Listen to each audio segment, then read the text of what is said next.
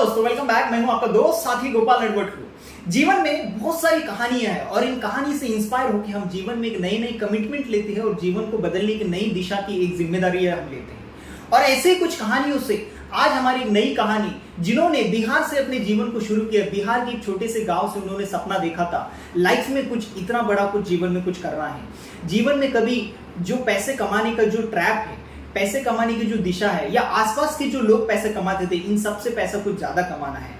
एक ऐसे अनसुने एक सपने जिसकी कभी ख्वाब ख्याल में भी कभी सोचा नहीं था कि जीवन कुछ ऐसा भी कुछ बन सकता है, कभी सोचे नहीं थे। एक ऐसे पर्सनालिटी जिन्होंने एक सपनों को किस तरीके से हकीकत में बदलना है, उस पूरे रोड मैप को उन्होंने अपने जीवन में एक्सपीरियंस किया। एक ऐसे ग्रेट पर्सनालिटी, आज उनके जीवन से मैंने अपने जीवन में बहुत सारी कुछ नई चीजें मैंने सीखी हैं और बहुत सारे कुछ बदलाव मैंने अपने जीवन में पर्सनली मैंने किए। और मेरी तरह ऐसे ना जाने कितने सारे ऐसे लोग हैं जिन्होंने उनके जीवन से सीख के उन्होंने अपने जीवन में ड्रास्टिकली ट्रांसफॉर्मेशन किया है। और ऐसे great personality mister Suman Kumar Sharma sir आज हमारे आज के शो के अंदर हैं। और आज हम जानने वाले सुमन कुमार शर्मा सर से कि किस तरीके से उन्होंने अपने जीवन को ड्रास्टिकली ट्रांसफॉर्म किया और जीवन में सपने क्यों देखने चाहिए, और सपने अगर देखेंगे तो हकीकत में कन्वर्ट करने के लिए कितनी मुश्किलें आती है और उन मुश्किलों का कैसे सामना करना चाहिए, और जीवन में शून्य से लाखों रुपए तक का सफर। आज ये सारे राज आज हम सर से हम जानने वाले।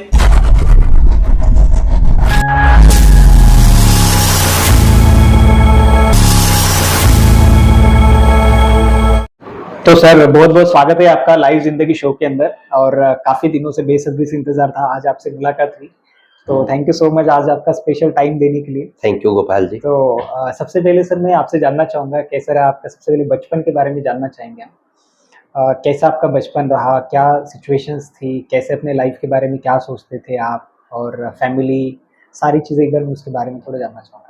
सबसे पहले तो बहुत बहुत थैंक यू गोपाल जी, और आपने इस चैनल पे मुझे इनवाइट किया। जी सर, थैंक यू। और एक बहुत अच्छा मौका है लोगों को जी मेरे इस लाइफ में, मेरी जिंदगी के इस जर्नी को सुन करके, समझ करके अपने जीवन में कैसे इम्प्लीमेंट कर सकते हैं। एग्जैक्टली। क्योंकि आमतौर पे मैं भी बहुत सारे लोगों को सुनता हूँ और उनके जीवन से अपने जीवन में बहुत कुछ मैंने उतारा भी है। जी बिल्कुल बिल्कुल। तो बहुत अच्छा लगा आपने मुझे इन्वाइट किया। और जैसा कि आपने सवाल किया मुझे कि मैं अपनी लाइफ, अपनी जिंदगी के बारे में बताऊं, तो सर सबसे पहले तो मैं अपना नाम बताता हूं। मेरा नाम सुमन शर्मा है और बेसिकली मैं बिहार से बिलोंग करता हूं। और 98 में मैं दिल्ली आ गया था। अच्छा, ओके। तो मेरी जो स्कूलिंग थी वो बिहार से हुई। और बिहार में एक जगह है सीवान डिस्ट्रिक्ट, जहाँ से देश के पहले राष्ट्रपति डॉक्टर राजेंद्र प्रसाद जी का जन्म हुआ था। मैं वहीं से आता हूँ। ओके। तो मेरी प्रारंभिक शिक्षा जो है वही सीवान से ही शुरू हुई। अच्छा, ओके। लेकिन चूंकि मेरे दादाजी जमशेदपुर टाटा में रहते थे, ओके। और 89 में उन्होंने रिटायरमेंट लिया, तो वॉलेंटियर रिटायरमेंट के बाद उन्होंने मेरे चाचा जी को जॉब ट्रांसफर कर दिया और पिताजी को एक अमाउंट दे दिया ताकि वो अपने गांव में जो है अपने लिए रोजगार ले कर पाए। तो इस तरह से जर्नी रहा। तो पिताजी गांव में शिफ्ट थे ही, अपना रोजगार करने लगे, और चाचा जी जमशेदपुर में दादाजी की सर्विस के ऊपर वो अपना आगे की जर्नी शुरू की। तो चाचा जी ने कहा कि क्यों ना मैं शहर में बुला लूं, तो उन्होंने मुझे शहर बुला लिया जमशेदपुर, जहां मेरी आगे की पढ़ाई शुरू हुई। तो चौथी क्लास से लेकर के छठी क्लास तो मैं जमशेदपुर में पढ़ा। लेकिन जिस कंपनी में चाचा जी का जॉब था वो कहीं ना कहीं डिस्टर्बेंस आ गया, वहां पे फैक्ट्री जो है वो बंद होने के कगार पे आ गई। अच्छा। फाइनेंशियली क्राइसिस आने के बाद मुझे दोबारा वापस अपने गांव आना पड़ा। ओके। जहां पर मैं अपनी आगे की पढ़ाई शुरू किया। उसी बीच में मेरे पिताजी को ऐसा लगा कि मुझे गांव में ना रहते हुए शहर जाना चाहिए और बड़ा पैसा कमाना चाहिए। ओके। और काफी लोग मेरे सिवान से गल्फ कंट्री, विदेश जाते रहते हैं। अच्छा, हाँ। तो वो सपना लेकर के दिल्ली आए और उन्होंने अपना आगे का जो है काम किया, जिससे कि उनको मौका लग गया विदेश जाने का। उस वक्त सर एंटायर फैमिली आप आए थे या कैसे, मतलब?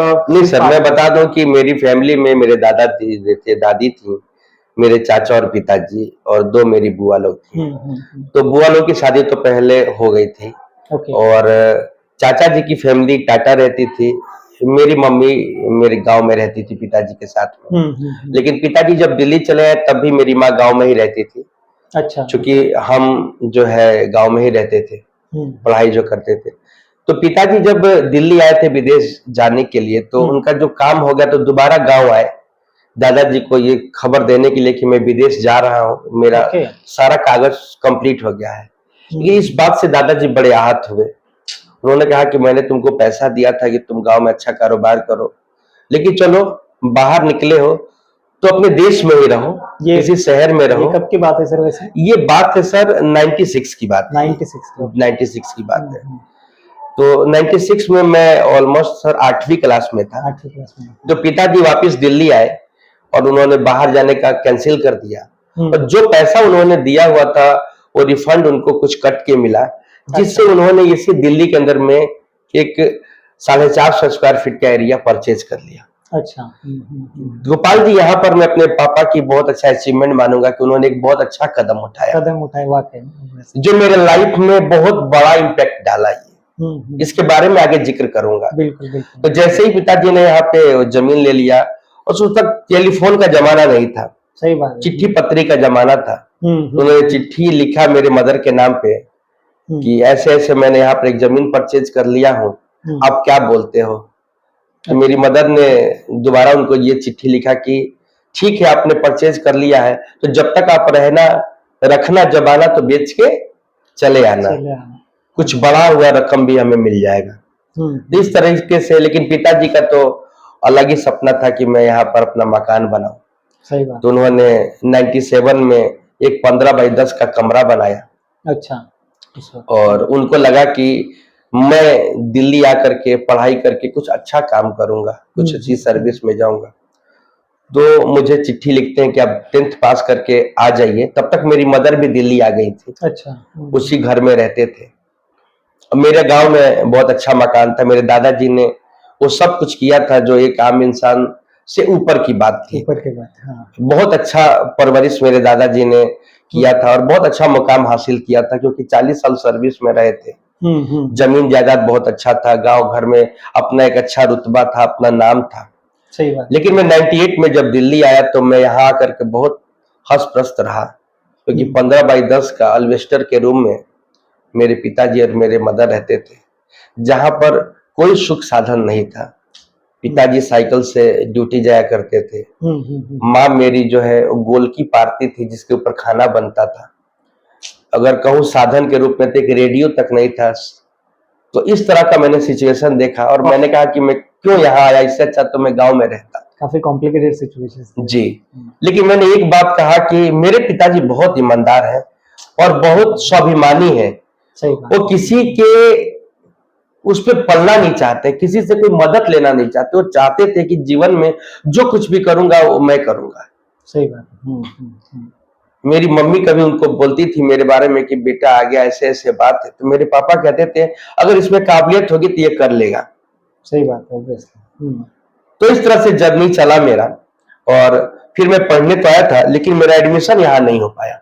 अच्छा। दोबारा मैं बिहार से एडमिशन लिया, 12th वहां से कंप्लीट किया। यहाँ रहते हुए कॉरेस्पॉन्डेंस से जाकर के पेपर दिया।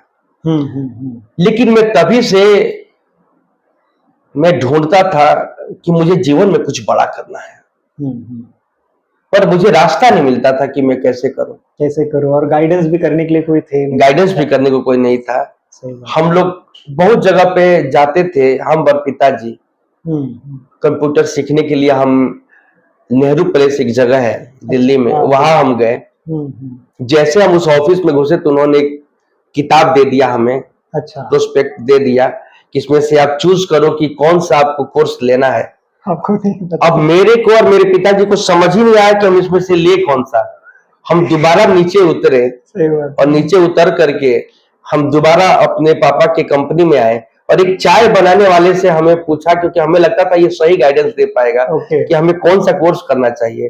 तो उसने बताया कि ये MS ऑफिस कर लीजिए, ये मेरे बेटा कर रहा है। अच्छा। फिर हम दोबारा गए, बोले जी हम ये वाला कोर्स करना चाहते हैं। अच्छा। ओके। गोपाल जी, मैं रहता हूँ सेहतपुर, एक जगह है फरीदाबाद के अंदर में, दिल्ली का बॉर्डर है। ओके।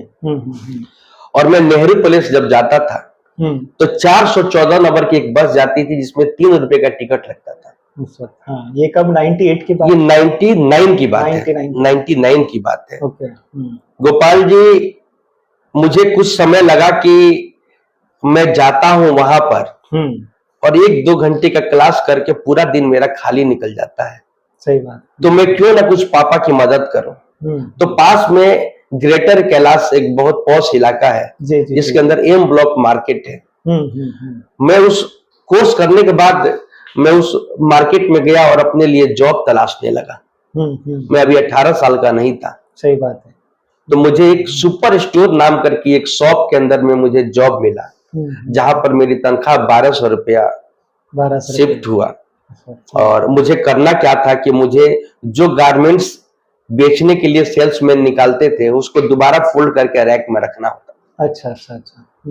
तो इस तरह का मेरा जॉब था और ऊपर वाले की कृपा और मेरा जो मेरे पिताजी, मेरे दादाजी और मेरे पेरेंट्स का इतना प्रभाव था कि मैं शुरू से संस्कारी रहा। तो उस जगह पे मेरे जो ऑनर थे मेरे से बहुत प्रभावित होते थे कि कितना अच्छा लड़का है, इतना पढ़ाई करने के साथ साथ ये भी वर्क करता है।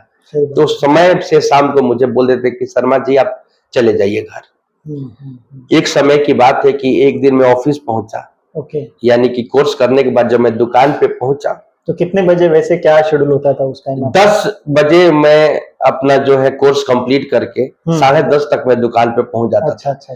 9 बजे से 10 बजे तक हमारा वो क्लास रहता था। अच्छा। घर से मैं 8 बजे निकल जाता था। हम्म। तो गोपाल जी वो सिचुएशन बताऊंगा तो आंखों से आंसू आ जाता है। जब मैं उस दुकान पे पहुंचता हूँ, शॉप उठता है, खुलता है, तो बताया जा रहा है कि आज जो झाड़ू पोछा लगाने वाली लेडीज थी वो नहीं आई है। तो शर्मा जी प्लीज आप ये सफाई कर दीजिए। तो मुझे तो बहुत बुरा लगा कि आज मुझे सफाई करना पड़ेगा। फिर मैंने एक बात ध्यान दिया कि आखिर घर में भी तो सफाई करते ही हैं। सही बात है। तो ये भी तो मेरा एक घर है जहां से मुझे रोजी रोटी मिल रहा है। सही बात। मैं फिर पोछा उठाया, बाल्टी उठाया और पूरे उस जगह को सफाई कर दिया। तो लाइफ में बहुत ऐसे सिचुएशन जब आता है जब आपको डिसीजन लेना पड़ता है कि मैं चाहता तो मना भी कर सकता था। एग्जैक्टली। लेकिन हो सकता था उसके बाद मेरी जॉब रहती, शायद ना भी रहती। सही बात है। लेकिन मैंने अपने जीवन में ना शब्द मैंने कभी यूज नहीं किया, बशर्ते कि उससे किसी की हानि ना हो रहा हो, उससे किसी का नुकसान ना हो रहा हो, उससे किसी की जीवन में कोई आहत ना हो रहा हो, तो मैंने ना कभी नहीं करा। सही बात, एग्जैक्टली। और वो दिन था, मेरे जीवन में कभी मुड़ के नहीं देखा, आगे बढ़ता रहा।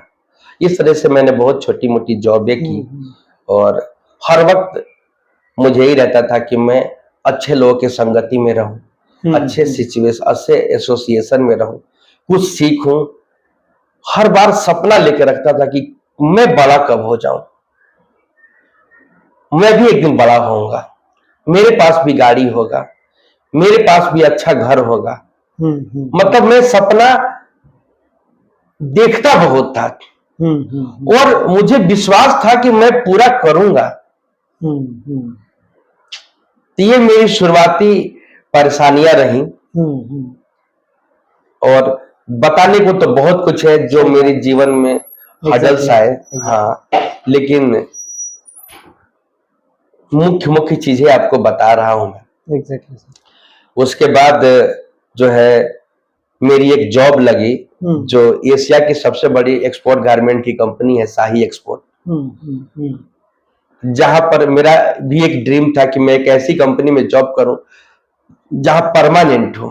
क्योंकि मैं बहुत सारी जॉब किया था जहां से कुछ समय बाद या तो कंपनी बंद हो जाती थी, या तो मैं उस कंपनी में फिट नहीं बैठता था, या तो कुछ ना कुछ परेशानी आ जाती जिससे मैं वो ब्रेक हो जाता था मेरा। और मुझे लगता था कि मुझे ऐसा रोजगार मिल जाए, ऐसा काम मिल जाए जो सालों साल चलता रहे, जिससे मैं कुछ प्लानिंग कर पाऊं। इसमें एक क्वेश्चन पूछना चाहूंगा सर। जब आप शुरुआत से जो जॉब स्टार्ट किए थे, उसके बाद जो जॉब्स आप करते थे, तो कई बार फाइनेंशियली कहीं ना कहीं गैप आ जाता है, या जल्दी सेकंड जॉब जल्दी मिलता नहीं है, राइट? तो उन सिचुएशन में पेरेंट्स की तरफ से कुछ बातें होती थी, या कुछ मेंटली आप कभी सोचते थे कि हाँ यार अभी तो सिचुएशन काफी कॉम्प्लिकेटेड है, जल्द से जल्दी करना चाहिए, या उस वक्त आपका क्या माइंडसेट होता था? मैं एक इसमें वाक्य जोड़ूंगा कि मेरे फादर साहब जो थे वो एमएलएम कंपनी थी, एक ओके। बहुत बड़ी कंपनी थी, उसको उन्होंने स्टार्ट कर लिया। अच्छा, ओके। और स्टार्ट कर लिया तो उनको समझाने के लिए कुछ लोग मेरे घर पे आते थे। Okay, okay, okay. और शायद गोपाल जी आपने सुना भी होगा कि जो एमएलएम कंपनी के जो लोग होते हैं वो बड़ी बड़ी बातें करते हैं। बिल्कुल, डिस्ट्रीब्यूटर्स। हाँ, और ड्रीम की बातें करते हैं, अचीवमेंट की बातें करते हैं। एग्जैक्टली। तो ऐसी बातें मेरे घर में होती थी, तो मैं उसको बड़ा ध्यान से सुनता था कि ये क्या बातें कर रहे हैं। एग्जैक्टली। तो मैंने कई बार रिप्लाई भी कर दिया कि ये ऐसे कैसे होता है। उसमें से एक बंदा बोलता है कि शर्मा जी, मेरे फादर को, ये लड़का आपका बड़ा कमाल करेगा, इसको आप एक संडे मेरे साथ भेजो। ओके। तो मैं उनके साथ चला गया तालकटोरा स्टेडियम। उस वक्त क्या एज थी सर वैसे? सर उस वक्त मेरी एज थी 17 साल की एज थी, 16 साल की एज थी जी। मैं चला गया तालकटोरा स्टेडियम और स्टेज पे बहुत सारे लोग आए। कोई कहता है कि मैं नाई हूं और मैं आज 50,000 रुपया कमाता हूं। ओके। कोई कहता है मैं ये हूं और मैं इतना कमाता हूं। मुझे नहीं पता क्या कमाते होंगे लोग, क्या नहीं कमाते होंगे। लेकिन मुझे एक बात समझ में आ गई कि अगर ये लोग कमाते हैं और कमा रहे हैं तो मैं भी कमा सकता हूं। एग्जैक्टली। अब काम क्या होगा एक अलग बात है, लेकिन कमा सकता हूं। कॉन्फिडेंस आया। कॉन्फिडेंस आया। तो एक समय की बात है कि उस काम में कोई प्रॉफिट नहीं हुआ, लेकिन एसोसिएशन मेरा बदला। संगत। मैं ऐसे ऐसे लोगों के बीच में गया जो कि अपनी लाइफ में बहुत कुछ अचीव किए थे, बहुत अच्छा दिखते थे, बहुत अच्छा बोलते थे। कब क्या बोलना चाहिए, कैसे बोलना चाहिए, ये मुझे सीखने को मिला। वहां से सीखने को मिला। और वहां से एक चीज मेरे साथ और ऐड हो गया कि जीवन में कुछ बड़ा होगा तो वो होगा सेल्स में ही। हाँ, सेल्स में। ओके। क्योंकि सेल्स की बातें होती थी और ये कहा जाता है कि आपके पास ब्लैंक चेक है। हाँ। आप चाहे तो इसमें लाखों भरो, करोड़ों भरो, जो भरना है आप भर सकते हो। तो ये तो समझ में आ गई थी कि बड़ा तो होगा सेल्स के अंदर, लेकिन कोई रास्ता नहीं निकल रहा था कि मैं सेल्स में जाऊं कैसे। सही बात। चूंकि हमारे आसपास जो लोग थे वो जॉब में थे। एग्जैक्टली। हमारे पिताजी जॉब में थे, दादाजी ने जॉब किया, हमारे रिलेटिव्स जॉब कर रहे थे, कई सारे जनरेशन सब लोग जॉब में थे। तो हमें भी लगता था जॉब ही सही है। सही बात। आज भी कई सारे सर इंडिया में रूरल एरियाज में कहीं भी बहुत सारे पेरेंट्स या बच्चे कहीं ना कहीं एजुकेशन या स्कूलिंग कंप्लीट होने के बाद जॉब्स के लिए बहुत सारा कुछ सोच रहे और वो भी कंफ्यूजन है। तो जो आपकी लाइफ से उनको क्या मैसेज देना चाहेंगे एग्जैक्टली, पेरेंट्स को भी और यूथ को भी? मैं बोलना चाहूंगा जॉब जरूरी है, पर जॉब ही हमेशा हो ये जरूरी नहीं है। सही बात है। एग्जैक्टली। राइट। क्योंकि जॉब से आप एक अर्निंग शुरू कर लेते हैं, जॉब से जीवन की कठिनाइयों को समझ पाते हैं। जी बिल्कुल। जॉब से आप पंक्चुअलिटी समझ पाते हैं कि कब जगना चाहिए, कब जाना चाहिए, कब आना चाहिए, क्या क्या चीजें जीवन में होती हैं। सही बात है। एग्जैक्ट। पर जॉब ही हमेशा करते रहना चाहिए, मैं इसके फेवर में नहीं हूँ। क्योंकि मैंने बहुत सारे लोगों को देखा है कि जॉब से तो करियर शुरू किया उन्होंने, कि जॉब के बाद वो एंटरप्रेन्योर हो गए। मैंने भी करियर जॉब से शुरू किया, लेकिन आगे बताने वाला हूं कि मैं क्या सोचता था और आज मैं क्या हूं। एग्जैक्टली। तो कंटिन्यू कर दे सर, वो जो आपकी एमएलएम की जो जर्नी थी, जो एक अच्छा एसोसिएशन मिला आपको, उसके बाद कैसा जर्नी रहा? हाँ, तो जब ये सब सारी चीजें मेरे साथ घटित हुई तो वहां पर मेरे फादर बहुत डिसअपॉइंटेड हो गए। ओके। कि ये समय लगाता है, कहाँ जाता है, कहाँ आता है, अर्निंग तो कुछ आती नहीं है। तो उस वक्त फैमिली को पता था आप एमएलएम कर रहे हैं या पता नहीं? स्टार्ट तो पिताजी ने किया था। अच्छा, ओके। हाँ। लेकिन उनको ऐसा लगता था कि स्टार्ट कर लिया तो कल से पैसा आना शुरू हो जाएगा। और मेरी इतनी क्षमता थी नहीं। सही बात। मैं तो सीख रहा था। एक समय की बात है कि रात को मैं मीटिंग से लेट आया घर पे। ओके। मेरे पिताजी ऑफिस से आए हुए थे। मेरी मदर से पूछते हैं कि कहाँ है, तो मदर ने बोला जो आपने काम शुरू किया था उसी काम के सिलसिले में गया है, और इसका रोज का काम है, ये रोज ऐसे जाता और लेट आता है। हाँ सही बात है। अब पिताजी जो है बहुत गुस्से में थे। मैं जैसे घर में लेट आया तो पिताजी ने मुझे एक थप्पड़ मारा कि तुम कल से कहीं नहीं जाओगे, कल से तुम काम ढूंढोगे, पढ़ाई लिखाई तो तुम्हारी है नहीं, इन कामों में तुम जाते हो, लेट आते हो। तो मैं वहां पर इमोशनल बड़ा क्रोधित हुआ अंदर से कि नहीं, मैं कल से काम ही करूंगा। क्योंकि उस एमएलएम कंपनी के अंदर जो मैंने काम किया था तो वहां पे सपने को लिखने को बोला गया था। हाँ। कि आप सपने को जो चाहते हो उसको डिस्प्ले करो, उसको लिखो। और मैं आज अपने जीवन में सोचता हूं कि वो लोग कितना सच बोला था, कितना सही बोला था। सही बात है। तो मैंने एक पोस्टर लगा दिया था कि मैं अपने घर को छत करूंगा, इतने डेट को करूंगा। 99 की बात बता रहा हूँ गोपाल जी आपको। आज से 24 साल पहले की बात बता रहा हूँ कि मैंने डिस्प्ले कर दिया था कि मैं इतने तारीख को घर का, अब मैं लिखने को तो लिख दिया, सही बात, बहुत सारे लोगों ने देख लिया। हाँ, मुझे रास्ता तो दिख नहीं रहा कि होगा कैसे। हाँ, तो मैं फिर जो मेरे पिताजी डांट लगाए रात को, हाँ, मैं अगले दिन निकल गया जॉब ढूंढने के लिए। अच्छा। और जॉब ढूंढा तो इसी मथुरा रोड पे कंपनी थी SKN जो रेगुलेटर बनाती थी। अच्छा। मैंने वहां 1600 रुपए का जॉब पकड़ा। मेरी पढ़ाई चल रही थी गांव में। ओके। लेकिन उसके बावजूद मैंने यहाँ जॉब किया। अच्छा। 1600 रुपए मैं अर्निंग करता था। 2-3 घंटा ओवर टाइम लगा के 1900 साढ़े 1900 रुपए की इनकम होती थी।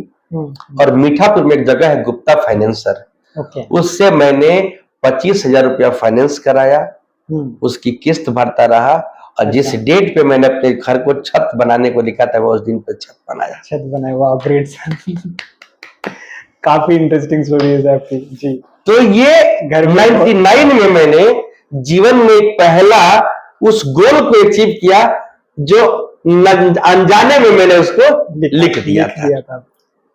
क्या फीलिंग रही सर, फैमिली मेंबर्स और आप? नहीं, वहां तक तो बहुत अच्छा रहा। हाँ। कि मैंने ये कर लिया। हाँ। लेकिन कहते ना कि जब वो काम होने लगा तो लोगों ने राय दे दिया कि इतना काम कर रहे हो तो थोड़ा और भी काम कर लो। अच्छा। तो मेरे घर में थोड़ा सा ज्यादा काम हो गया। अच्छा। जिससे कि हम फिर फाइनेंशियल क्राइसिस में आ गए। यानी जो बजट है वो ज्यादा हो गया, कहीं जगहों पे उधारी हो गया। और उसी समय में मेरे नाना जी गांव में उनकी स्वर्गवास हो गया, वो डेथ हो गए। मेरे मम्मी और पापा को गांव जाना पड़ा, पैसे की बड़ी वर्स्ट सिचुएशन थी। अरे बाप रे। और जिसने हमारे घर पे मटेरियल दिया था वो मेरा मटेरियल उठा के लेके चला गया कि हम जो है पैसा नहीं दे रहे हो तो हम ये ले जाएंगे। वो मेरे लिए बहुत टफ सिचुएशन था। तो मैंने उस वक्त ये सोचा था कि मैं जीवन में कभी कर्जा नहीं करूंगा। सही बात। जीवन में कभी कर्जा नहीं करूंगा, जितना पैसा है उतने में काम करूंगा, ऐसा उस वक्त सोचना मेरा था। क्योंकि जो परेशानी मेरे ऊपर आई थी, लेकिन एक तरफ खुशी ये थी कि जो मैंने लिखा था वो मैंने अचीव कर लिया था। तो इस तरीके से वो सिचुएशन को मैंने पार किया। लेकिन जैसे मैंने आपको बताया कि मेरे को लगता था कि मैं एक ऐसा जॉब पकड़ूं जो स्थिर रहे, रेगुलर रहे और कैरियर हो उसमें। सही बात है, exactly. ऐसे जॉब का तलाश कर रहा था।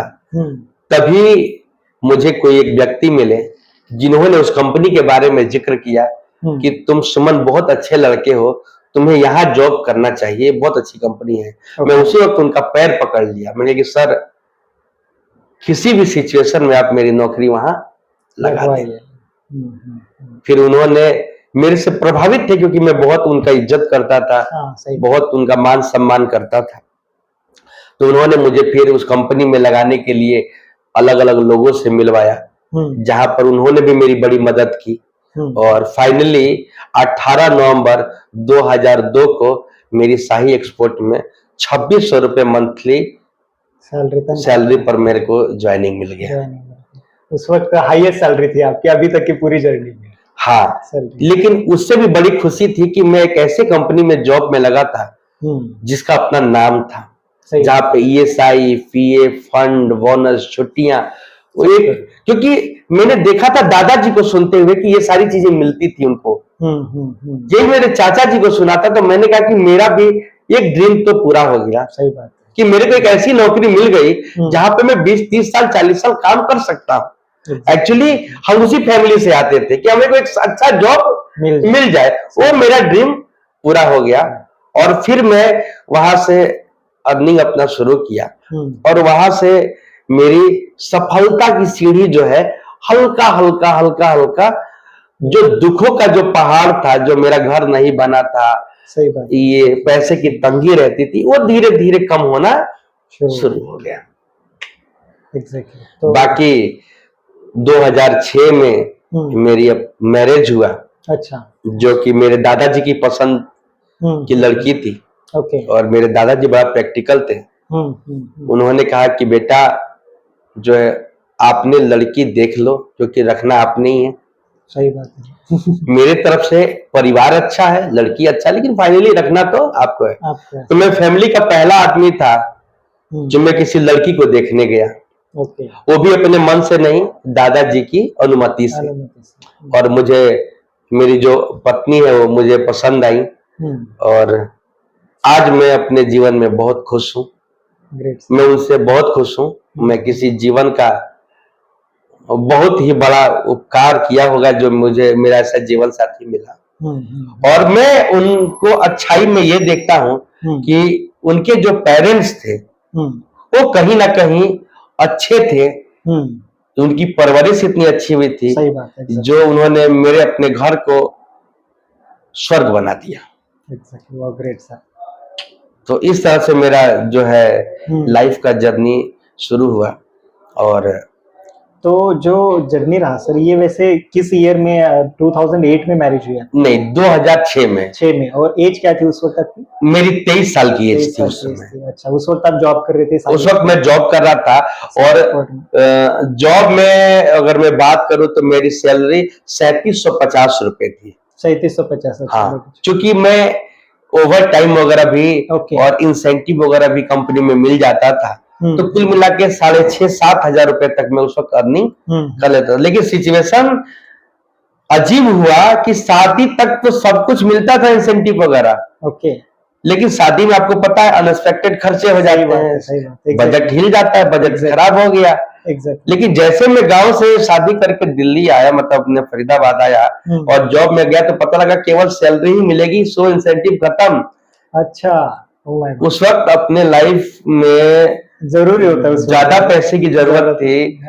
तो उस वक्त बहुत दिक्कत हुआ। लेकिन मैं दोबारा वही जो जानता हूँ कि हर इंसान को मेरी पत्नी की तरह पत्नी मिले। उन्होंने कभी मेरे से कोई रिक्वायरमेंट नहीं किया कि मुझे ये चाहिए या मुझे कहीं ऐसा है। मेरे सिचुएशन को उन्होंने अपना सिचुएशन बनाते हुए मेरा बहुत साथ दिया। Great sir, great, fantastic. और आगे की जर्नी शेयर करता हूँ। अगर मेरे लाइफ में जो चेंजिंग आया, जो लाइफ में कहूँ कि 360 डिग्री का जो चेंज आया, वो चेंज आया 2009 में। 2009। ओके। 2009 का वाकया है कि मेरी बड़ी बेटी सुप्रिया, जिसको प्यार से हम लोग खुशी बोलते हैं, वो उनका जन्म हुआ।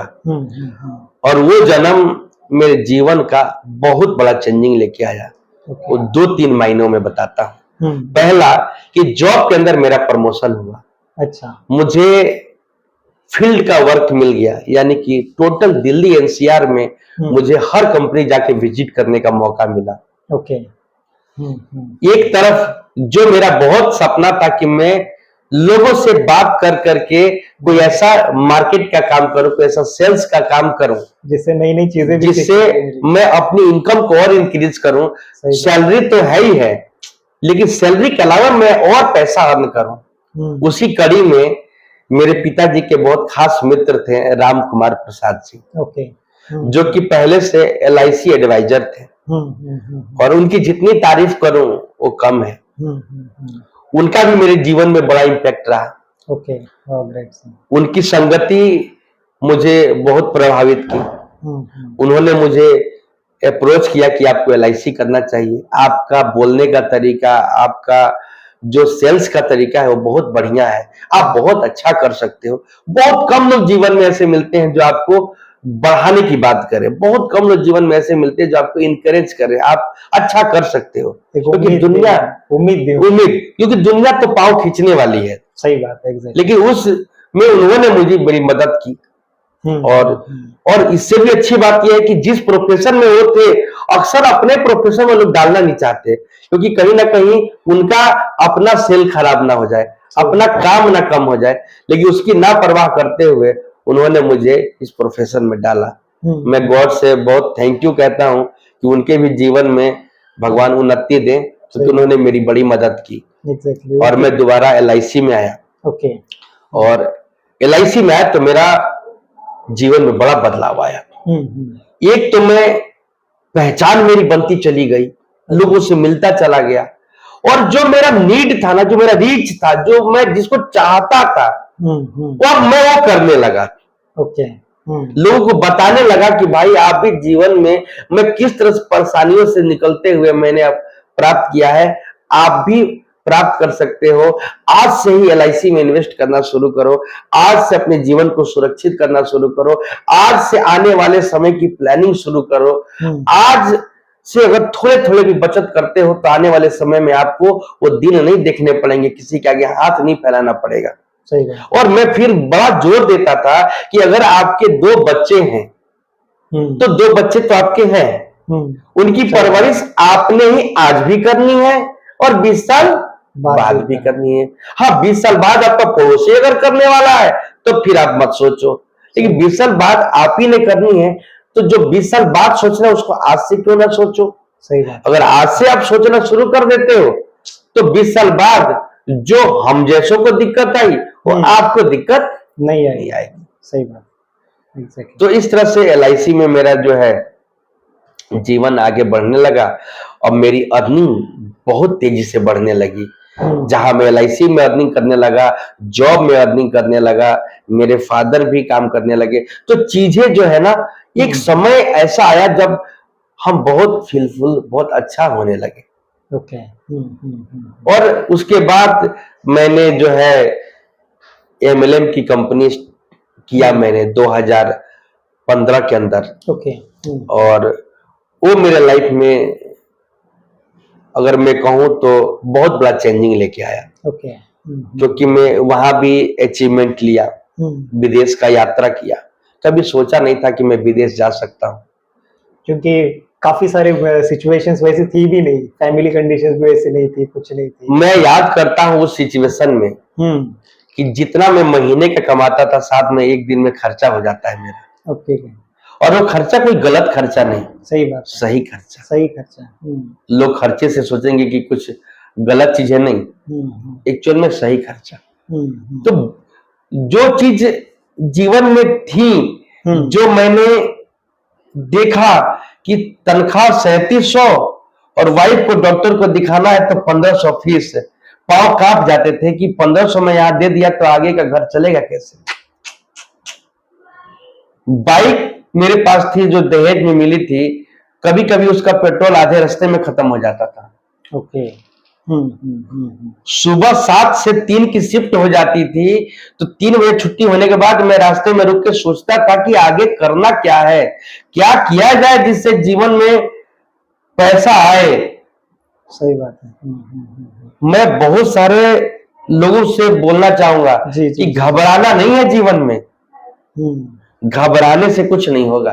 एग्जैक्टली। सोचना है कि कर क्या सकते हैं। बिल्कुल बिल्कुल सर। और जीवन में आप जो जो सोच सकते हो ना, वो सब कर सकते हो। एग्जैक्टली। तो गलत क्यों सोचना। सही बात, एग्जैक्टली। मेरे जीवन में भी बहुत सारी परेशानियां आई, बहुत परेशानियां आई, आंखों से आंसू आ जाने वाली परेशानियां आई। मैं आपको बता नहीं सकता गोपाल जी, मैं जब 16 साल के एज में नौकरी करता था, उस वक्त हमारे जूते पुराने खरीद के पहनते थे। सिचुएशन कॉम्प्लिकेटेड होती थी इसलिए। इतनी परेशानियां बता सकता हूं कि जब बारिश होता था तो डर लगता था कि अब घर में पानी घुस जाएगा। ऐसा ऐसा दिन आता था कि मैं चारपाई पे लेटा हूं गली में, और शाम के समय में लोग अपने छत के ऊपर बैठ के रेलिंग पकड़ के खड़े होते थे। मुझे लगता कि मेरा कब घर बनेगा और कब मैं रेलिंग पे बैठूंगा। मैं कभी सोचा नहीं था कि मैं 4 व्हीलर चलाऊंगा। लाइफ में एक ड्रीम था वो भी। मतलब ये तो मैं सोचा ही नहीं था कि ऐसा कब होगा ये। लेकिन मैं बोलता हूं बार बार कि सपने देखना बहुत जरूरी है। एग्जैक्टली ये जो जर्नी, जो ड्रीम्स देखने की, वो फर्स्ट नेटवर्क मार्केटिंग कंपनी से आपको सीखी। बिल्कुल बिल्कुल। हाँ। मैं वहां से ये बात सीखा कि देखने में कंजूसी मत करो, सोचने में कंजूसी मत करो। लेकिन सर एक क्वेश्चन अगर मैं पूछूं व्यूअर की तरफ से, आज कई सारे यूथ को मैं, काफी सारे यूथ को मैं मिलता हूं, तो लाइफ में कई बार ना जाने अनजाने में अपने ड्रीम्स कहीं ना कहीं अपने रिश्तेदारों में, फैमिली मेंबर्स के साथ शेयर करते हैं, और करने चाहिए। लेकिन जब ये करते हैं तो फैमिली मेंबर या रिलेटिव्स या कोई भी जो उस ड्रीम्स को ना कहीं वो उनको ऐसे ऐसे बातें बोल देते हैं, तो वो ड्रीम देखना ही बंद कर देते हैं। तो उन रिलेटिव्स को, उन फैमिली मेंबर्स को, पेरेंट्स को और उस यूथ को क्या एक मैसेज देना चाहेंगे? देखिए सर, मैं बताना चाहूंगा कि जो अपना ये समाज है ना, जी जी जी, समाज में भिन्न भिन्न प्रकार के लोग हैं। बिल्कुल।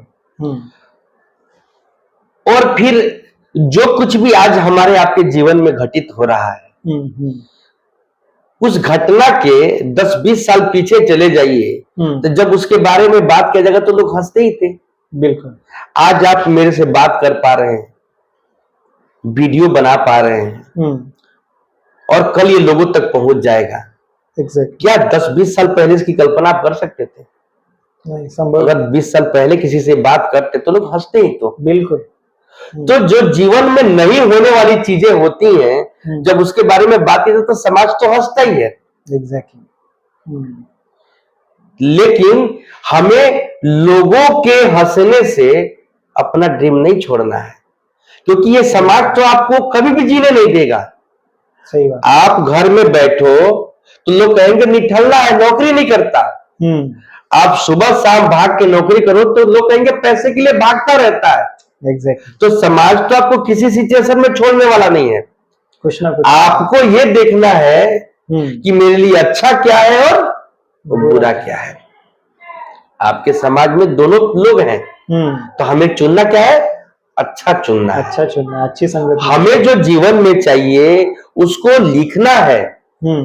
और लोगों को बताना क्यों है, इसके बारे में बताता हूं। लोगों का बताना इसलिए जरूरी है कि कभी कभी आप जीवन में हार रहे हो, जीवन में कभी आप पीछे हट रहे हो, तो वही लोग आपको टॉर्चर करते हैं कि आपने तो ये बोला था। जी, तो फिर आप दोबारा जागते हो कि नहीं नहीं यार, अपने लिए तो नहीं पर इसका मुंह बंद करने के लिए काम तो करना पड़ेगा। बिल्कुल। सॉरी। तो इसलिए आपको ये करना चाहिए, डिस्प्ले करना चाहिए। आप किसी ऑफिस में चले जाइए, किसी बड़े ऑर्गेनाइजेशन में चले जाइए, वो लिखते हैं कि मुझे इस साल इतना टर्नओवर करना है, इतना ये काम करना है। क्या उनको बताने की क्या जरूरत है? सही बात। क्योंकि ये चाहते हैं कि मैं तो कर ही रहा हूं, आप भी देखो कि मैं डिजायर कितना है, मेरा एम्बिशन कितना। सही बात। एग्जैक्टली। फिर बोलूंगा, हताश होने की जरूरत नहीं है। सही बात। एग्जैक्टली। तो ये जरूरी है सर कि चाहे ड्रीम आप किसी भी उम्र में देख रहे, चाहे छोटा ड्रीम रहे या बड़ा ड्रीम हो आपका लाइफ का, लेकिन लिखना जरूरी है। लिखना बहुत जरूरी है। लिखना जरूरी है, चाहे लिखना बहुत जरूरी है। लोग कुछ भी बोले। मैं आपको बताऊं, मेरी बड़ी बेटी का नाम सुप्रिया है। जी जी। मेरा नाम सुमन है, वाइफ का नाम प्रियंका है। हमने होने से पहले लिख दिया था कि बेटी होगी तो उसका नाम सुप्रिया रखेंगे, और बेटा होगा तो उसका नाम हम प्रियांश रखेंगे। और आपको बताते हुए खुशी हो रहा है कि मेरे 4 बच्चे हैं। बड़ी बेटी का नाम सुप्रिया है, और मेरा चौथा संतान मेरा बेटा है, उसका नाम प्रियांश है। वाह, ग्रेट सर। तो ये बात मैंने इन दोनों के होने से पहले सोचा था। वाह। और इस कड़ी में और जोड़ता हूं, मैं बड़ा ड्रीमी रहा हूं, मैं बड़ा सोचता रहा हूं पहले से जुनून। तो मैं अपने जीवन में जो जो सोचा आज मैंने किया है। सही बात है। मैंने वो किया है। मैं आपको बताऊं कि 1600 वाली नौकरी में SKN कंपनी में जब करता था, तो मैं जिस रास्ते से गुजरता था उस रास्ते में स्कूल था सैफरॉन। ओके। जो सेक्टर में था, हाँ, और आम तौर पे हमारे कॉलोनी के बच्चे वहां नहीं पढ़ते थे, प्रीमियम स्कूल था वो एक थोड़ा। लेकिन मैंने फिर ड्रीम बनाया हाँ, कि मैं वहां बच्चा पढ़ाऊंगा। हाँ, और मुझे बताते हुए खुशी हो रहा कि मेरे 2 बच्चे वहां पढ़ते हैं, ओके, और शायद मैं जो सैलरी लेता था उससे कहीं ज्यादा मैं पे करता था। तो ये भी एक मेरा सपना था कि मैं अच्छे स्कूल में पढ़ाऊं। सही बात है, जो उनके कपड़े थे मैं सरोजनी नगर मार्केट से लेके आता था, बाबा मार्केट से। ओके, तो मैं बड़ा सोचता रहता हूं कि मैं अपने जीवन में जो नहीं कर पाया, मैं अपने आने वाले जनरेशन को मैं ये दिक्कत होने नहीं दूंगा। सही बात है, वो मैं कर पाता हूँ।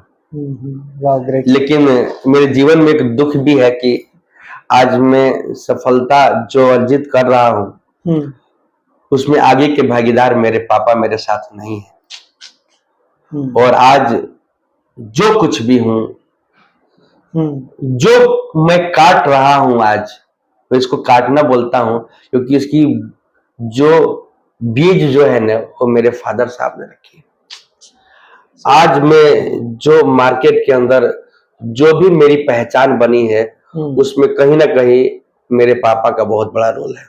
सही बात है। आज भी लोग उनको याद करते हुए मुझे बहुत ज्यादा हेल्प करते हैं कि आप उनके लड़के हो, तो सोचने की बात नहीं है।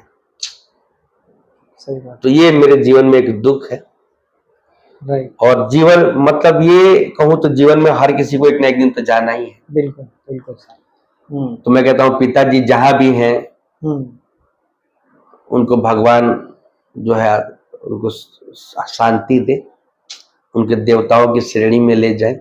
बिल्कुल, यही कहूंगा। बिल्कुल सर। अगला क्वेश्चन है, जैसे कि आज के डेट पे जो आपकी जो जर्नी रही, जो स्ट्रगल आपने जो देखा लाइफ में, राइट, बहुत सारे लोगों को लाइफ में जो हर्डल्स आते हैं, छोटे मोटे काफी सारे हर्डल्स आते हैं, सिचुएशंस कॉम्प्लिकेटेड आती है, राइट, फाइनेंशियली भी काफी सारे प्रॉब्लम्स आते हैं, राइट, और काफी सारा यूथ ये भी सोचता है कि फाइनेंशियली प्रॉब्लम की वजह से वो लाइफ में वहां तक जाना चाहते थे, लेकिन फैमिली ने सपोर्ट नहीं किया, किसी न किसी चीज की वजह से वो लाइफ में पीछे रह गए। और ये बात एंटायर लाइफ कहते हैं, हर किसी को मिलते हैं। तो मैं भी काफी सारी ये चीजें सुनता हूँ। तो इन यूथ को और फैमिली मेंबर्स को क्या कहना चाहेंगे? मैं बताता हूँ सर, मेरी भी फैमिली मेरे को सपोर्ट नहीं, सपोर्ट कहो तो मोरल सपोर्ट तो किया, लेकिन कोई पैसा नहीं दे दिया कि तुम बिजनेस कर लो। ओके, हाँ ना, ऐसा नहीं किया।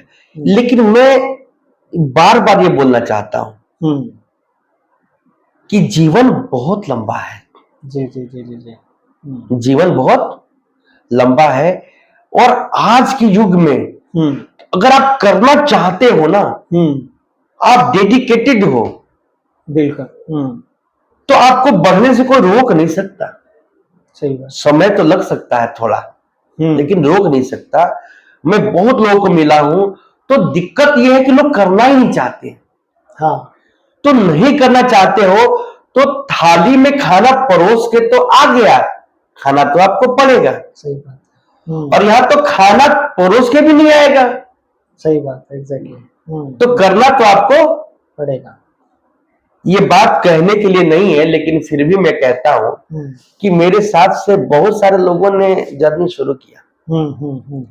मेरा स्तर उनका स्तर अलग है। सही बात। और मेरे साथ बहुत लोगों ने शुरू किया जिसका उसका स्तर और मेरा स्तर अलग है, यानी मेरे से बहुत ऊपर है, कुछ बहुत से मेरे नीचे हैं। तो क्या ये करने के ऊपर ही निर्भर है। मैंने वो नहीं किया जो उन्होंने किया, और उन्होंने वो नहीं किया जो मैंने किया। सही बात, सही बात। तो आपको करना तो पड़ेगा, आपको अपॉर्चुनिटी ढूंढनी पड़ेगी। बाजार में बहुत अपॉर्चुनिटी है। सर, एक अगला क्वेश्चन मैं पूछना चाहूंगा यूथ की तरफ से। लाइफ में आगे बढ़ने के लिए ये जो एज होती है, एक 15 से लेके एट द एज ऑफ 30, इस एज के अंदर लाइफ में ऐसे कौन से डिसिप्लिन, कौन से फंडामेंटल्स है जिसको इंसान ध्यान में रखते हुए जीवन को आगे बढ़ना चाहिए? जी मैं एक बात बोलना चाहूंगा। जी जी। अपने बच्चों को भी ये मैं बताता हूँ कि समय का बड़ा कदर करना जरूरी है। बिल्कुल बिल्कुल। अक्सर देखने को ये मिलता है कि हम समय की पहचान नहीं कर पाते। हम्म, सोचते हैं कल कर लेंगे, सही बात, आने वाले टाइम में कर लेंगे। पर वो अंबानी हो या अडानी हो एग्जैक्टली, या बिल गेट्स हो, कोई भी बीता हुआ कल वापस। नहीं आता, सही बात, तो सबसे पहले तो मैं बोलूंगा कि पढ़ना बहुत जरूरी है, क्योंकि शिक्षा के बगैर कुछ भी नहीं है। कुछ भी नहीं है, सही बात, शिक्षा तो होना जरूरी है। जरूर, तो पढ़ाई पे ध्यान दें हम्म, और गोल बनाए कि हम्म, मुझे लाइफ में करना क्या है। सही बात, और गोल जबरदस्ती का नहीं होना चाहिए, जिसमें उसकी रुचि हो वो गोल होना चाहिए। एग्जैक्टली, मैं ऐसा भी नहीं कहता हूं कि सबको सेल्स में जाना चाहिए। हम्म, अगर सेल्स रुचि नहीं है तो हम्म, कोई बात नहीं, क्योंकि मैं बहुत प्रैक्टिकल हूँ। सही सभी लोग बेचने पे चले जाएंगे तो डॉक्टर कौन बनेगा? सही बात, एग्जैक्टली, सभी लोग बेचने पे चले जाएंगे तो मकान कौन बनाएगा? सही बात है, तो हर प्रोफेशन में हर इंसान की जरूरत है, सही बात है, पर उस प्रोफेशन को अव्वल जाना है, सबसे ऊपर जाना है, ये आपको बनाना पड़ेगा गोल। और उसके लिए आपको करना पड़ेगा काम, एक आपको मेहनत करनी पड़ेगा, पड़ेगी, भटकाव नहीं करना है, स्पिरिचुअल होना है। मोबाइल के अंदर में अच्छा चीज भी है और गलत चीज भी है, सही, आपको चूज करना है कि क्या देखना है मुझे। एग्जैक्टली, क्योंकि समय निकल गया फिर कुछ नहीं हो सकता, क्योंकि हमने बहुत सारी गलतियां की। हर पेरेंट्स अपने बच्चों से यही चाहता है कि जो गलतियां मैंने करी वो हमारे बच्चे ना दोहराए। सही बात, हर पेरेंट्स चाहते हैं, एग्जैक्टली, क्योंकि आपके पेरेंट्स आपके लिए वो सब कुछ करना चाहते हैं जो कर सकते हैं। तो आपको समय का ध्यान देते हुए आपको वो सारी मेहनत लगानी चाहिए जिसके लिए आप जा रहे हो, जो आपने गोल बनाया हुआ है। सही बात, एग्जैक्टली, राइट सर।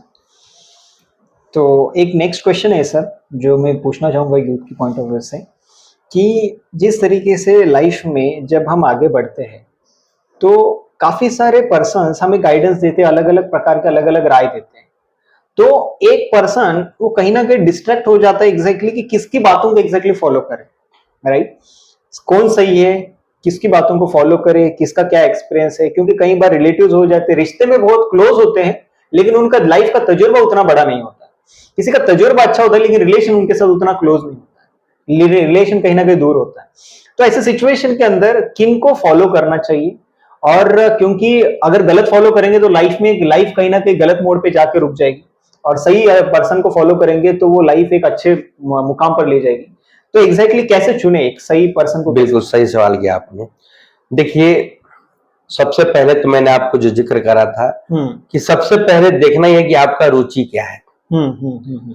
इसका ख्याल करना बहुत जरूरी है, क्योंकि जो आपका रुचि है ना उसमें आप बहुत अच्छा करोगे, एग्जैक्टली, हाँ, उसमें आपकी मेहनत रंग लाएगी।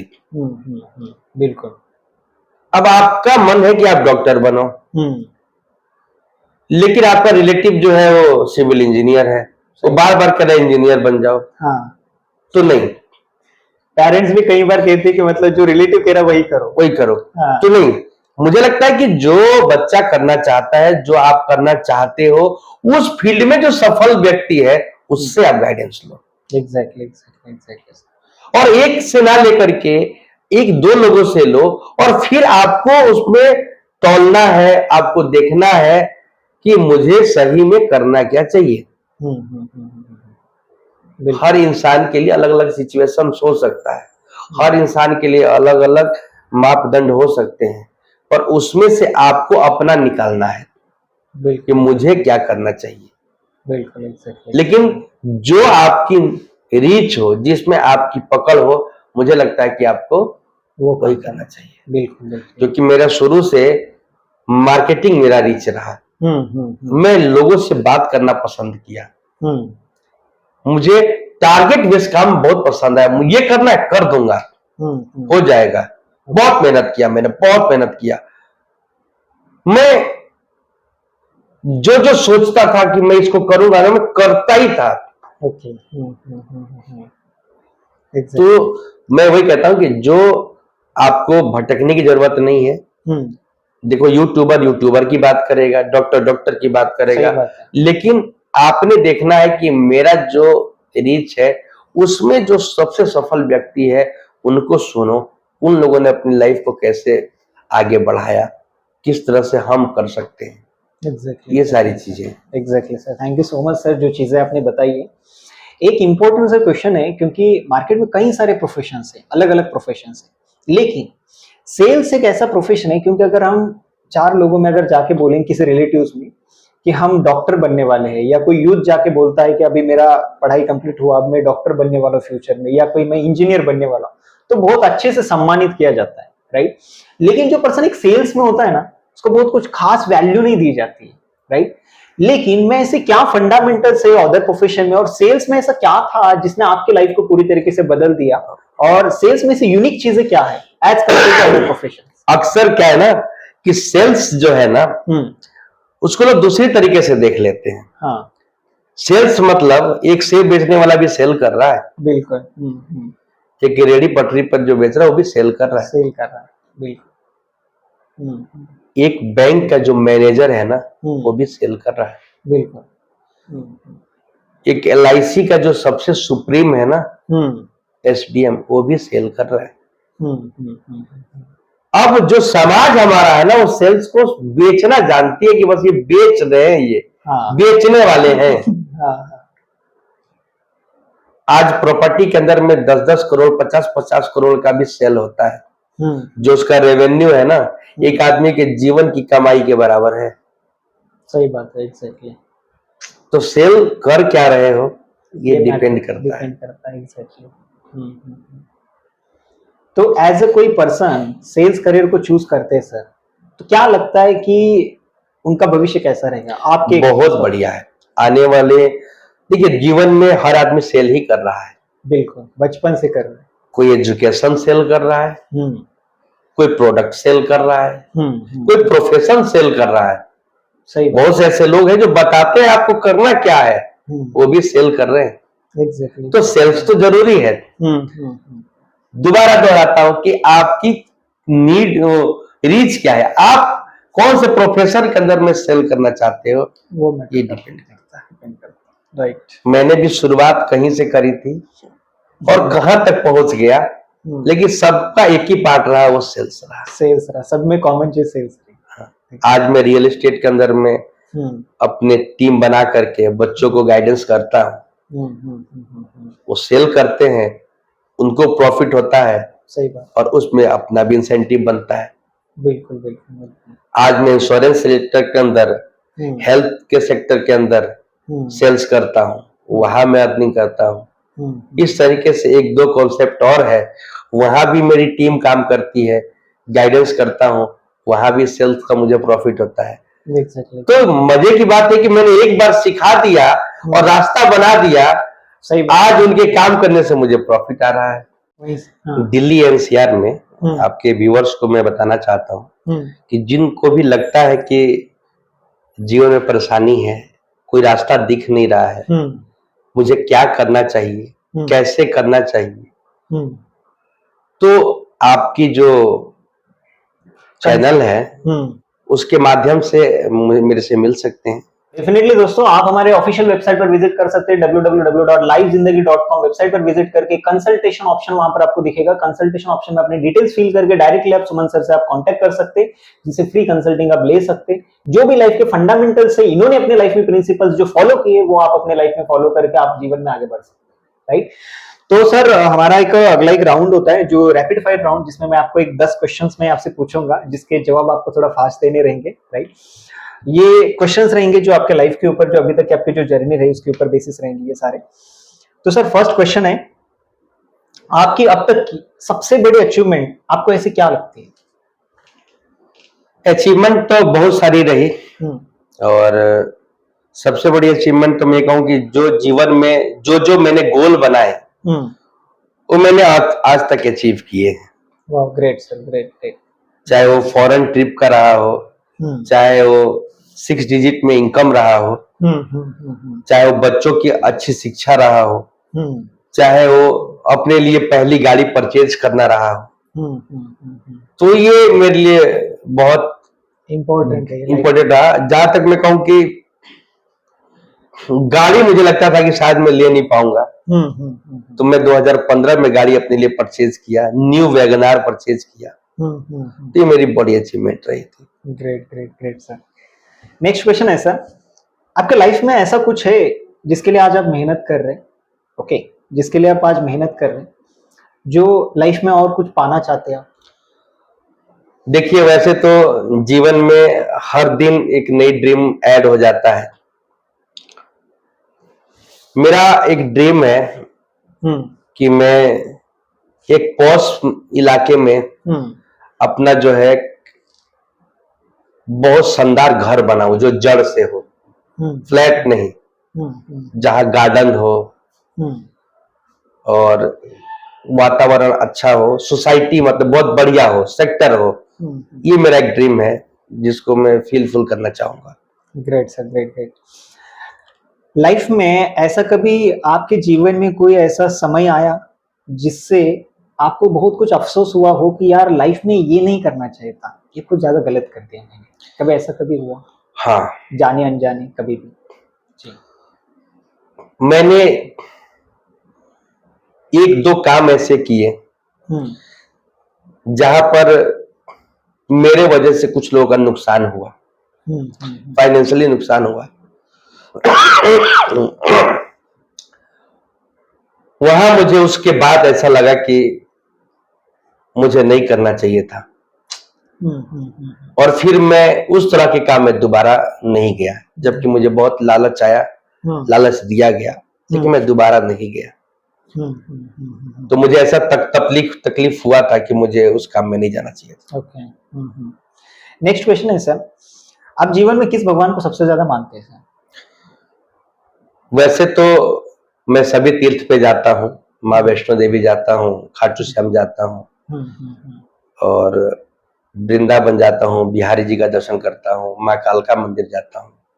लेकिन किसी भी सिचुएशन में कभी भी मैं परेशानियों में होता हूँ, तो अगर वो मेरे मुख से अगर कोई बात आता है तो वो मैं माता रानी को सबसे ज्यादा मैंने अपनी परेशानियों में उनसे सहयोग लेता हूँ। तो मैं ये कह सकता हूँ कि मैं माता रानी को बहुत ज्यादा मानता हूँ। कभी ईश्वर से भेंट हुई तो आप क्या मांगना चाहेंगे? अगर ईश्वर से मेरी मुलाकात हो तो दो चीजें मांगना चाहूंगा।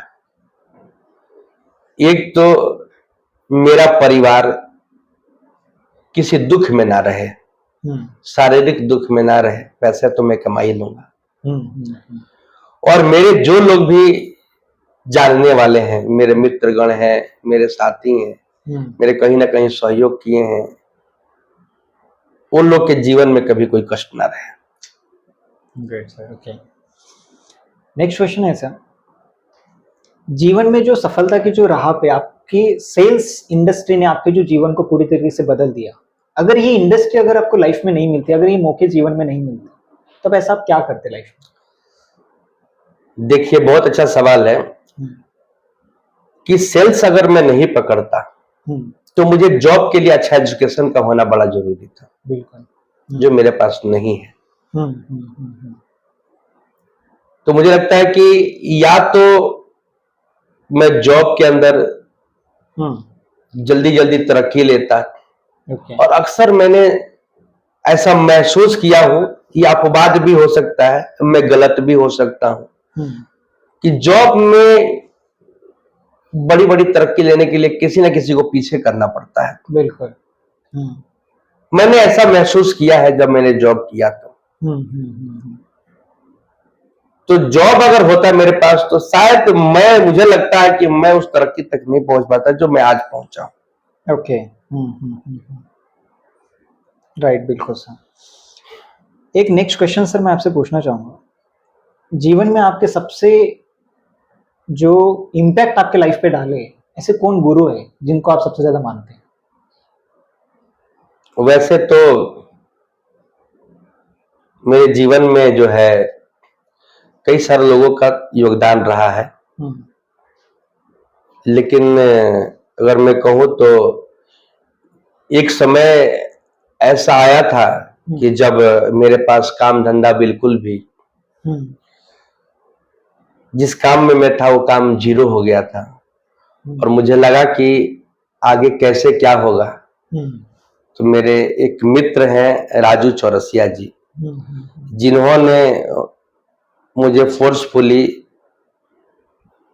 एक काम में लेकर के आए, जिस काम से आज मैं बहुत अच्छा पैसा कमा रहा हूँ। तो उनका योगदान रहा है। और कहूँ तो आज मैं सेल्स में हूँ, तो उस सेल्स में आने का बहुत बड़ा श्रेय राम कुमार जी को जाता है, जिनके बारे में मैं आपसे जिक्र किया हूँ। बिल्कुल बिल्कुल सर, उनके साथ हमारा पॉडकास्ट भी हुआ है सर। हाँ, उनकी लाइफ और माता पिता का आशीर्वाद, उनका गाइडेंस। और एक नाम और जिक्र करूंगा कि जब मैं नेटवर्क मार्केटिंग डायरेक्ट सेल्स में आया, तो एक सौरभ मल्होत्रा जी हैं, जिन्होंने भी मुझे बहुत गाइडेंस किया और मैंने उनसे बहुत कुछ सीखा। एग्जैक्टली सबसे मेन ये पर्सनालिटीज है जिनकी वजह से आपकी लाइफ में बहुत बड़ा इम्पैक्ट है। हाँ, तो ये लोग मेरे जीवन में बहुत इम्पैक्ट डाले हैं। और मैं आज जो कुछ भी हूँ उसमें इन लोगों का भी बहुत योगदान है। एग्जैक्टली सर, नेक्स्ट क्वेश्चन की तरफ हम मूव करते हैं सर। लाइफ में सबसे ज्यादा आपको खुशी किस चीज से मिलती है सर? सबसे ज्यादा मुझे खुशी इस बात से मिलती है कि जो मैं सोचता हूं उसको मैं कर पाता हूं। और पता नहीं क्यों ये लोगों को हो सकता है कि पैसा इंपॉर्टेंट ना रखता हो, लेकिन मुझे ऐसा लगता है कि पैसा अगर है तो बहुत कुछ खुशी खरीदी जा सकती है, प्राप्त की जा सकती है। तो मुझे लगता है कि मैं परिवार के वो सपने जो वो कहीं ना कहीं चाहते हैं और मैं उसको कर पाता हूं, तो मुझे सबसे बड़ा खुशी होता है। एग्जैक्टली बहुत great sir. Next question sir, किस चीज से आपको सबसे ज्यादा डर लगता है? सबसे ज्यादा डर अगर मुझे कभी लगा तो जब मेरे पिताजी का तबीयत खराब हुआ था तब लगा। क्योंकि वो बहुत अच्छे स्वस्थ थे और अचानक उनकी तबीयत खराब हो गई। तो मुझे आज ऐसा फील होता है कि कोई आदमी का कोई भरोसा ही नहीं है। ये सोच के कभी कभी मुझे डर लगता है कि यार सब ठीक है, कहीं कुछ हो ना जाए। Okay, next question sir, last question है हमारा। आप अपने जीवन को 3 शब्दों में बताइए। आप कैसे कोई ऐसे 3 खासियत वर्ड्स जिससे आपकी लाइफ को एक्सप्लेन करते हैं। आपको जल्दी जल्दी बताना भी है। आपने बड़ा मुझे थोड़ा सा सोचने पर विवश किया कि पहले तो आप ईमानदार रहिए, जिस काम को करिए पूरे लगन से करिए और जीवन में गोल बनाइए। ये 3 शब्द रहे जिनको लाइफ में आपने इम्प्लीमेंट किया और ये आपकी पहचान भी है एक तरह से, ये 3 शब्द। Right, great sir. तो मेरे लिए बड़ा मुश्किल था ये जवाब देना लेकिन मुझे लगा कि मैं इस पर फोकस करता हूँ, वो मैंने बताया। बिल्कुल, ये आपने बहुत अच्छे आंसर्स दिए सर। काफी सारे लोगों के लिए एक जो आपकी जो जर्नी रही, स्पेशली बहुत सारे लोगों के लिए एक इंस्पिरेशन है। और एक हम इस आज की जो जर्नी रही आपकी, इसके एक लास्ट पड़ाव में पढ़ते हैं। तो जो स्ट्रगल की जो जर्नी रही आपकी अभी तक हमने जो देखी है, फ्यूचर में अगर बात की जाए तो जो आपने लाइफ में जो सेल्स करियर में अपने लाइफ में आगे बढ़े, तो एक बार आपके अचीवमेंट पे बात करते हैं। तो आपने अचीवमेंट लेना कब से स्टार्ट किया और कैसे आपने अपने ड्रीम हाउस आपने बनाया, कैसे अपने 4 व्हीलर जर्नी, वो एक बार उसके बारे में एक बार जानना चाहता हूँ। अगर थोड़ा थोड़ा मैं बात करूं जी तो सबसे मेरी प्रायोरिटी तो थी कि पहले मुझे जॉब मिल जाए, स्टेबिलिटी आ जाए, पैसा रेगुलर आए, ताकि चीजों को कर पाए। बिल्कुल। तो मेरा था कि मुझे एक अच्छा घर बनाना है। वो मैंने घर बनाया, जॉब के जरिए ही बनाया। फिर मुझे बच्चों को अच्छा एजुकेशन देना था, अच्छे कपड़े थे, घूमना था या और कुछ भी था। तो मुझे लगा कि जिस जॉब में हूँ उससे पूरा हो नहीं रहा है। तो मैंने फिर सेल्स का मुझे नॉलेज था ही, मैं LIC में आया और LIC आज भी मैं बहुत अच्छे से करता हूँ। और LIC का बड़ा योगदान रहा मेरे जीवन में, जो है फाइनेंशियली, जहां पर मैं बहुत मेहनत किया और अपने जॉब से 3 गुना, 4 गुना, 5 गुना वहां से इनकम लिया। ओके। तो LIC के साथ साथ जब मैं LIC करने लगा तो मैं बाजार में निकला, बहुत भिन्न भिन्न लोगों से मिला। तो मैं लोगों से डिफरेंस बनना चाहा कि आमतौर पे लोगों को जो देखता है वो बहुत मोरल गिरा रहता है, बिल्कुल। और अपने पर खर्च नहीं करते, वेल्थ क्रिएट करते। तो मेरे को वहां थोड़ा लगा कि मुझे कुछ अपने लिए शौक भी पूरे करने चाहिए, जो कि मुझे लगता था कि काश मेरे पास गाड़ी होता 4 व्हीलर, जिसमें मैं अपने फैमिली को बैठाता, कहीं ड्राइव पे जाता। एग्जैक्टली। तो ये एक मेरा ड्रीम था, मैंने उसको भी अचीव किया 2015 में। और गोपाल जी, बताते हुए बड़ा खुशी हो रहा है कि मैं गाड़ी चलाना नहीं जानता था, लेकिन मैंने गाड़ी खरीद लिया था। ओके। 2015 में फर्स्ट टाइम। 2015 में ओके। करीब करीब 8-9 महीने में गाड़ी रखा। संडे को कोई चलाने वाला आता था, उसी के साथ हम कहीं जाते थे। अच्छा, ओके। लेकिन क्योंकि ड्रीम था तो मैंने ले लिया, गाड़ी ले लिया आपने। गाड़ी ले लिया। सही बात है। और लास्ट की बच्चों का अच्छा एजुकेशन देने के ऊपर मैंने किया। मेरी सिचुएशन दोबारा एक बार खराब हुई जब लॉकडाउन लगा, मेरे फादर की डेथ हो गई, तो बड़ा सिचुएशन खराब हुआ। उस सिचुएशन में भी मैंने एजुकेशन से कॉम्प्रोमाइज नहीं किया। बहुत लोगों ने स्कूल बदल देना, लेकिन मैंने कहा कि नहीं, कुछ और कमी कर लेंगे पर एजुकेशन पे कॉम्प्रोमाइज नहीं करेंगे। ये सारी चीजें रही। Exactly sir, right.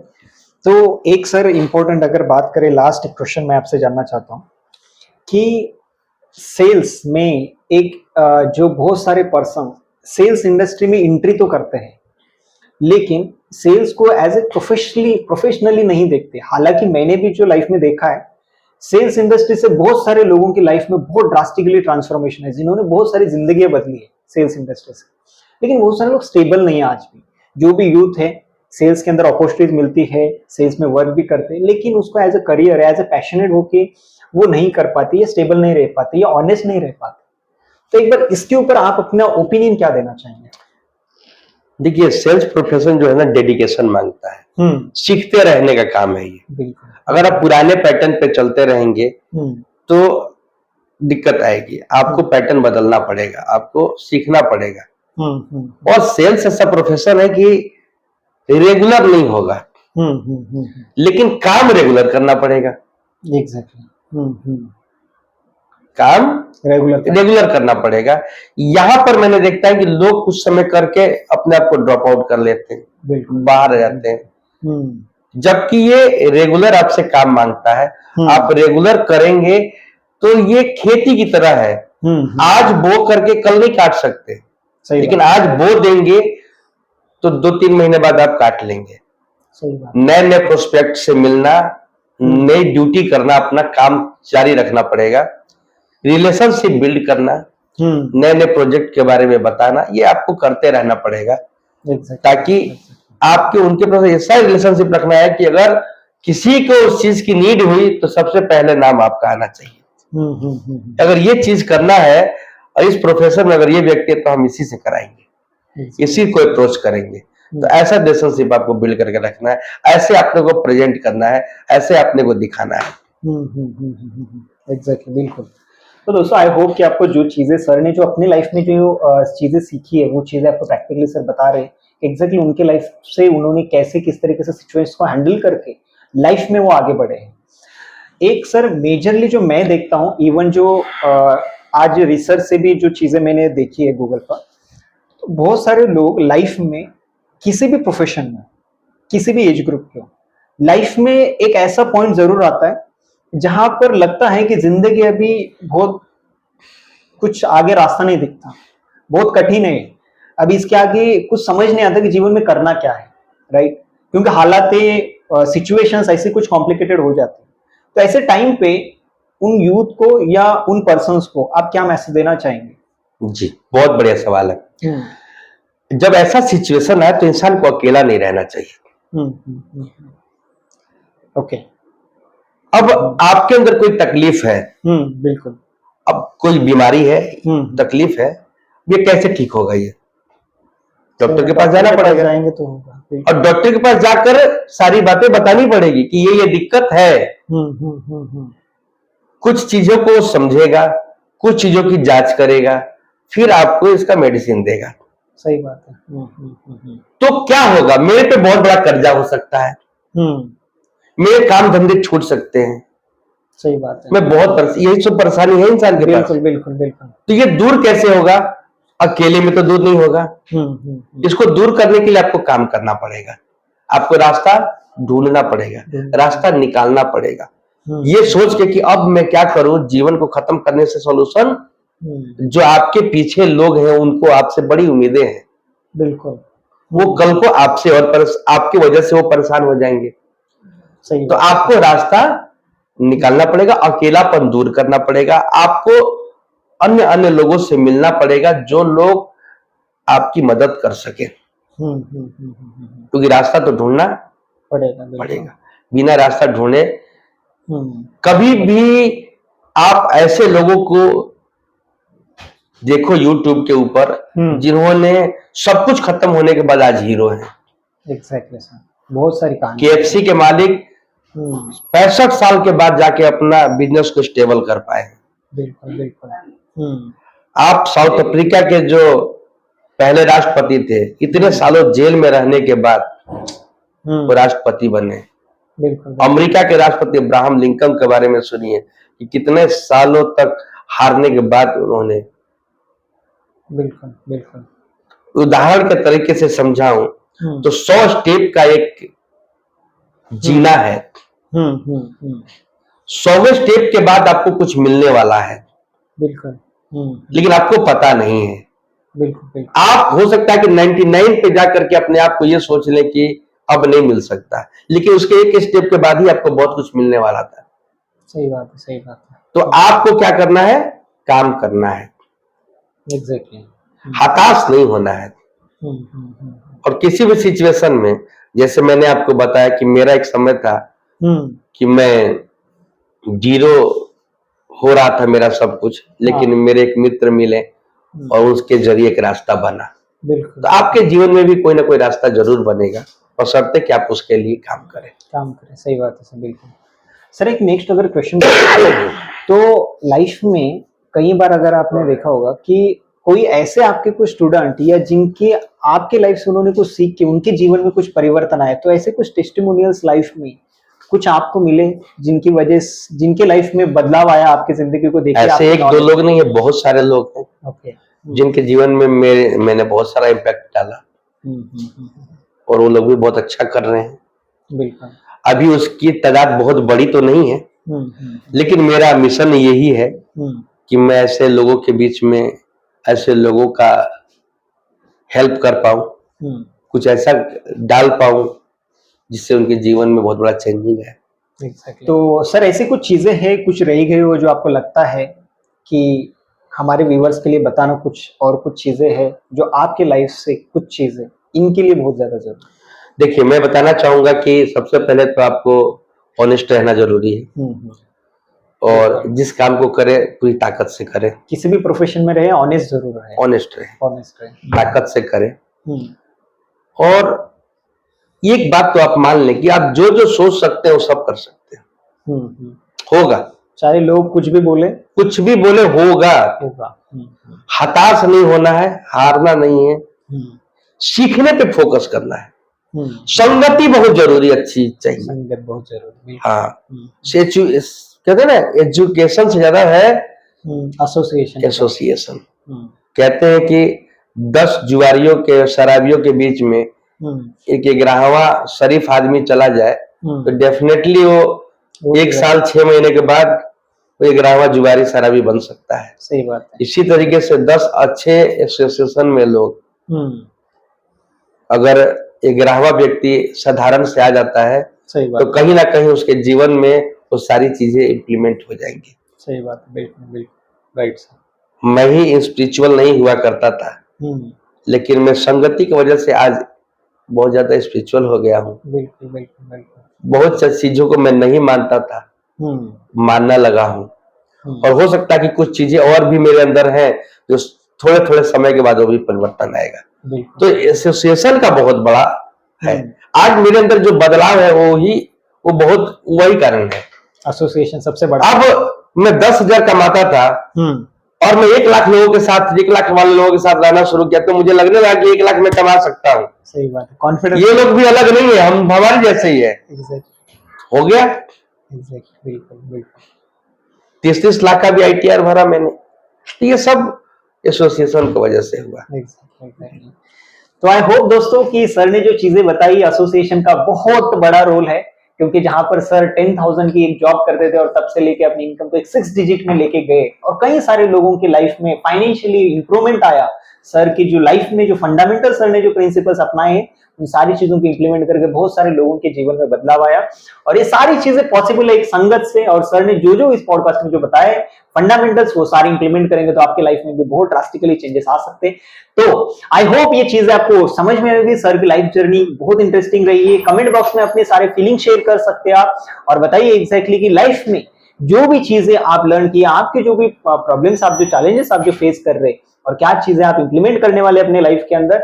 और ऐसे ही वीडियोस देखते रहिए और नॉलेज अपने साथ शेयर जरूर कीजिए, सबके साथ शेयर कीजिए, क्योंकि हमारे आसपास में कई सारे लोगों को लाइफ में छोटी छोटी दिक्कतों से कहीं ना कहीं फंसे रहते हैं, और आप और हमारा एक फर्ज बनता है लोगों के जीवन में एटलीस्ट कुछ बड़ा बदलाव हम नहीं ला सकते तो कम से कम ये वीडियो को शेयर करके एक छोटा बदलाव हम ला सकते, इतनी जिम्मेदारी तो हम उठा सकते। तो लाइक करके हमारा उत्साह जरूर बढ़ाइए। कमेंट में बताइए कि आपने सर के लाइफ से आप अपने लाइफ में क्या नई चीजें सीखी और क्या चीजें इंप्लीमेंट करने वाले हैं, और सभी के साथ शेयर जरूर कीजिए, सारे व्हाट्सएप ग्रुप में शेयर कीजिए। मिलते हैं अगले वीडियो में, तब तक के लिए बहुत बहुत धन्यवाद। Thank you.